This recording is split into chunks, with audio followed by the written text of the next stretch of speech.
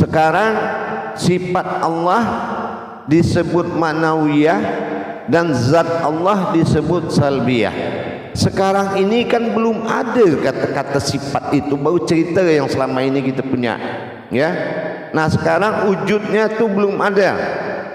Nah sekarang kita lagi membangun wujud itu sampai menemukan aftarnya Allah, maka ada dirilah di dalam aftarnya Allah nanti. Kita belum ada, ini masih tajalli Allah, ya, tingkat sifat. Jadi dalam rangka membangun ini tidak boleh kita mendahului kaji. Sekarang sampai di mana? Baru sampai nafsiyah. Setelah sampai nafsiyah apalagi? Baru kita bangun mana yang nur mewakili diri bernama Adam, dan mana yang zat mewakili Muhammad bernama rohani. Itu kita belum nyata punya. Ini juga harus diperhatikan. Jangan cerita punya kaji, kaji punya cerita, tapi kaji punya kodrat, kodrat punya Tuhan. Itu baru benar. Saya tak mau kaji jadi hayalan jemaah tu. Ya, semua adalah perjalanan. Nah sekarang kita baru mendirikan diri nafsiyah. Sudah sampai dengan tajalli. Akhirnya bertemulah diri yang halus bernama nafsiyah. Dan nafsiyah sudah membentuk kodrat pada an-nazir kita, yaitu napas, tanapas, ampas, nupus bertajali kepada an-nazir yang 4 ini. Betul kan? Sudah sampai situ kah kita kajian kita? Betul tak kira-kira? Iya Bu ya. Nah ya, ya. Nah sekarang ni apa lagi nih? Ikuti saja macam tu. Ini kaji tajalli, bukan kaji mengkaji-kaji lagi, tak. Ini sudah mendirikan. Nah kita ni sudah mendirikan kodrat Allah. Nanti bertemulah kita ni siapa, dan Allah yang aftar, yang mengaku aku Allah itu siapa dia. Nah nanti kita ketemu itu berarti sudah dapat zahirnya Allah aftar. Ini akhir nanti. Tapi yang wadal tunggal, ya, itu tetap ilah Tuhan aku. Akunya kita belum ada nih, ya. Nanti apa ada apa tidaknya nanti kita lihat. Sekarang sebagai umul hayat kita ni belum punya kekuasaan Allah bernama nur. Belum punya kekuatan Allah bernama aras atau zat. Allah belum bertajali kepada zat dan sifat. Kenapa? Nafsiyah belum bergerak. Nafsiyah belum menjadikan. Batin Allah yang bernama nafsiyah ni dia belum menjadikan nur dan zat, sifat dan zat. Mau kata apa kita? Kita bercerita selama ni, kita sudah kaji, tapi kita belum melihat kenyataannya. Jadi begitu jemaah sekalian. Kita harus kenal dulu nanti dari bahasan apa nih salbiyah. Kenapa salbiyah sifat yang 5 ini dia menjadi hakikat Tuhan, dan kenapa ma'nawiyah yang 7 kodrat, iradat, ilmu, sama, basar, kalam, hayat, kenapa dia 7? Kenapa dia dikatakan sifat diri bagi Allah al-haqullah? Nah kita lihat nanti ini berapa perjalanan dia. Kalau nafsiyah itu bergerak nanti, batin itu mulai bertajalli, baru terbangun yang kita kata nur. An-nur inilah awal muasal alam jadi, yaitu bagi kita adalah jasad. Dia ke bawah itu terbentuklah sifat ketuhanan dinamakan salbiyah. Salbiyah itu ada 5. Nah rupanya yang dikatakan salbiyah itu adalah atau zat atau Allah. Kenapa? Rupanya ada 5 yang di dalam tu salbiyah. Nanti kita kaji yang 5 nih.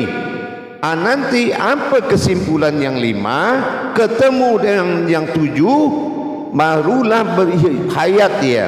Ini hidup jadi nur, ini hidup jadi zat, di tengah-tengah ada batin salbiyah yang turun naik. Nah nanti diri kita nih ini munculnya di dalam nafsiyah ini, nanti dia muncul di situ diri kita nih. Nah, ini biar faham tajuk selanjutnya, tajuk kaji kita ni, biar faham. Jadi nanti muncul dia tu. Makanya nafsiyah itu disebut hu atau aku, betul tak? Nah, gitu. Tak susah kan belajarnya. Nah, tapi belajar tak menjalani itu dusta, pembohong. Kajian yang tak menjalani, tak merasakan, tak berhubungan dan tak mengalami itu pendusta. Fama iyaba fi rabbikuma tukazziban. Itulah orang pendusta besar. Dia nikmat tapi dia berdusta pada nikmat. Kenapa dia berdusta? Dia tak tahu kalau nikmatnya itu dia itu adalah nikmatnya Allah. Terus dia tanya, kamu siapa kau? Aku orangnya ini, orang ini. Itu pendusta dia tu. Padahal dia terbuat dari nikmat Allah. Nah, itu yang kata maksud pendusta itu. Jadi inilah tujuan perjalanan yang kita kaji. Nanti jamaah kita ni bertemu kedua kodrat ini. Aftar ketemu dengan berjumpa dengan badal. Nah, ini yang saya kata telunjuk dengan telunjuk ya. Makanya kalau ini kita cerita kaji ini diikuti, dia semacam cerita Jabariyah ya. Nah, tapi Jabariyah tu dijalankan, bukan hanya tahu sekedar tahu. Nah, ya. Nah, gitu. Jadi nanti dia ketemu nih. Ini jadi zahir, ini jadi batin. Barulah kita pantas disebut zahiru wal batinu. Ya, zahir itu memperlihatkan aku kata Allah. Nah, ini belum pantas kalau kita tak tajalli dulu. Nah, faham? Nah, itu ya. Jadi kita bukan dia semuanya, dialah. Tak ada lagi selain dia. Itu apa dasar kau bilang dia?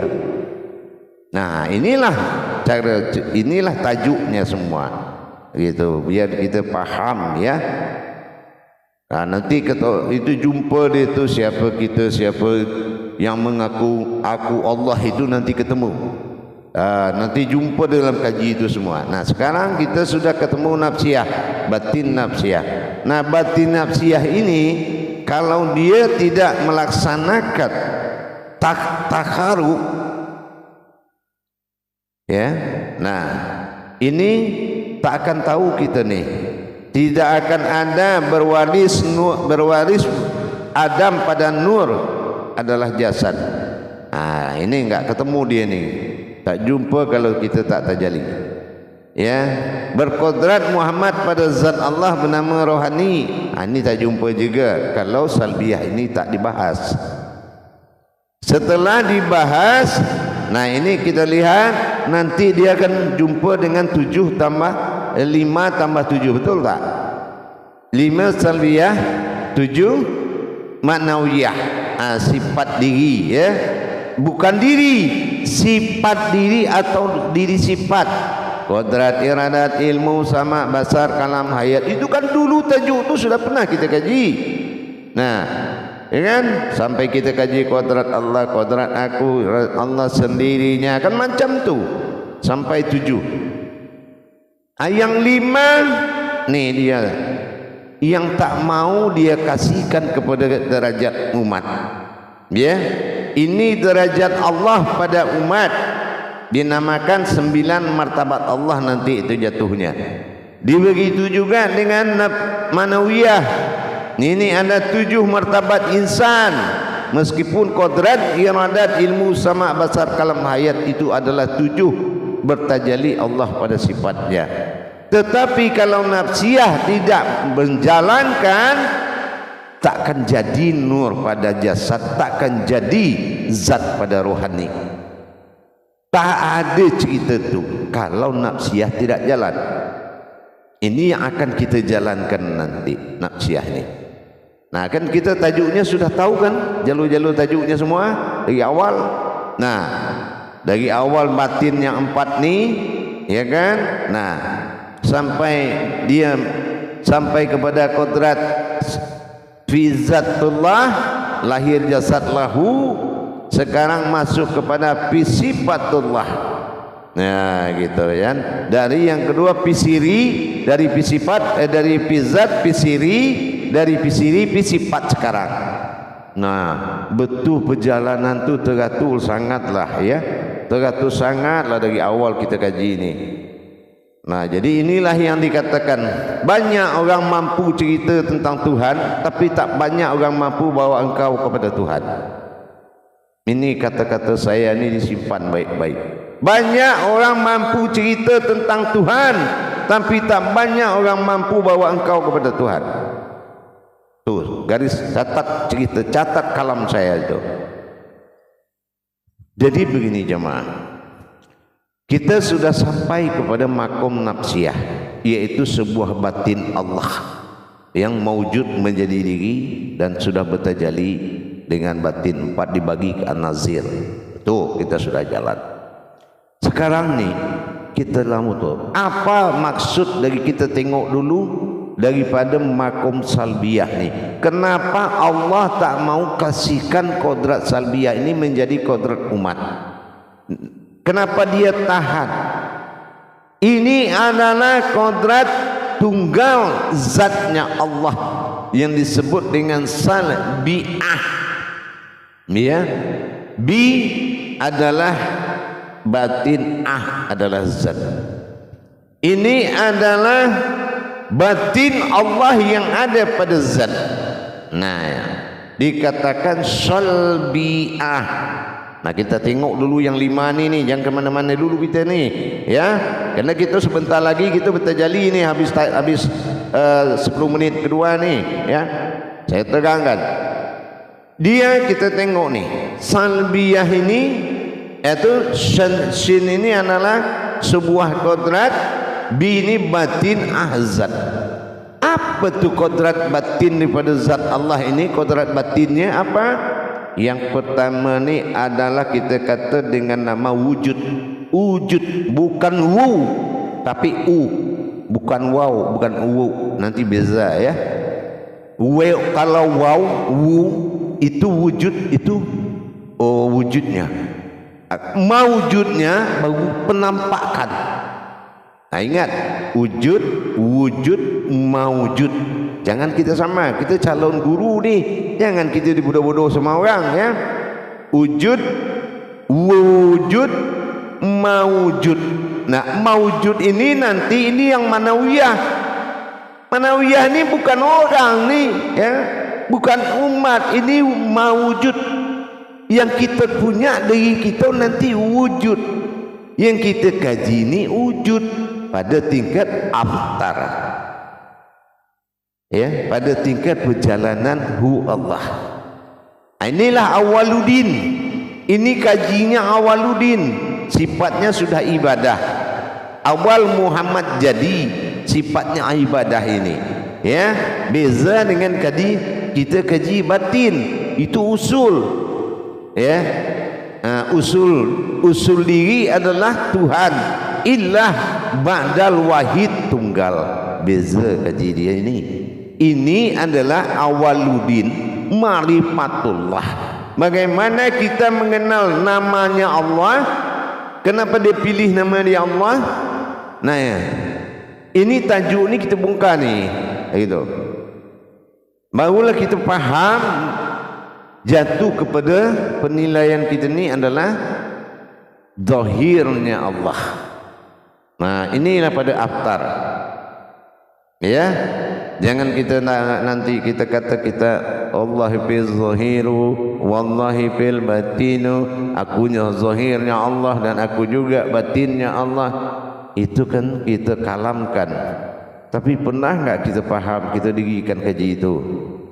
Kalau tidak kita dirikan, sama saja kita bilang aku naik pesawat, tapi kita tak naik kepada pesawat tu.